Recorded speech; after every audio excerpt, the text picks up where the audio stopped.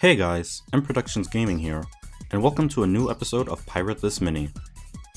In the PAL version of Ape Escape 1 for the original PlayStation, the title screen doesn't accept any inputs from your controller, essentially stopping you from starting the game, or from even moving the selection cursor up and down to choose the load game option. Oddly enough, this anti-piracy measure only affects the start screen. Reason why I mention this is because before the start screen appears, an intro video plays first to briefly explain the plot of the game. You're actually able to skip this intro video, proving that the game can accept controller inputs at any time other than on the title screen. And if you stay on the title screen for long enough, the screen will fade to black and a demo video will play. Just like the intro video, the game will accept your inputs, allowing you to skip this too, and be taken back to the title screen once again. What's more odd is that this anti-piracy measure is only present in the PAL version, meaning that pirated copies of the American and Japanese versions don't suffer from this and start up just fine.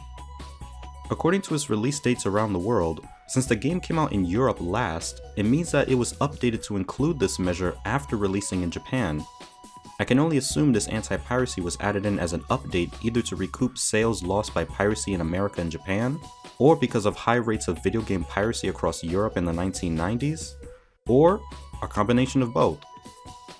Now, it is rumored that this anti-piracy measure is the very reason why Ape Escape 1 was omitted from the PlayStation Network store. Now, PS3s are capable of playing physical PS1 CDs. However, even if you have the game's physical disc, it'll still activate the same anti-piracy measures because the PS3 uses software emulation when playing PS1 games, and that emulation trips up the game's piracy check, which only strengthened the rumors about the game's absence from the PlayStation store.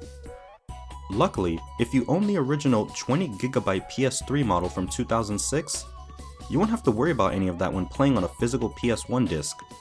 This is because that very early model houses PS2 hardware, which by extension houses PS1 hardware, inside the system, meaning it'll play PS1 games natively without any risk of tripping up Ape Escape's anti-piracy. As mentioned earlier, this anti-piracy was only implemented in the PAL version, so it's unknown why the game would also be omitted from the American PSN store. It only seems to be available on the Japanese PSN store. Keep in mind that up to this point, I've only been talking about the PS3's version of the PlayStation store. The PS4 and 5 on the other hand, don't offer Ape Escape 1 at all in any of their respective stores, for all regions.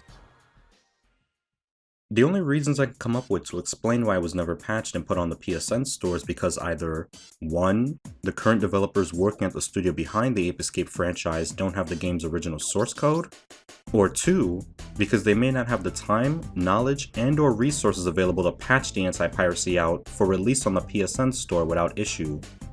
I doubt licensing or copyright had anything to do with this since Ape Escape's developer, Japan Studio, was created by Sony itself as a first-party game development studio since day one.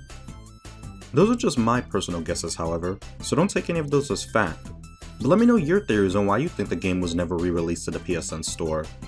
In the meantime, I'll see you in the next video.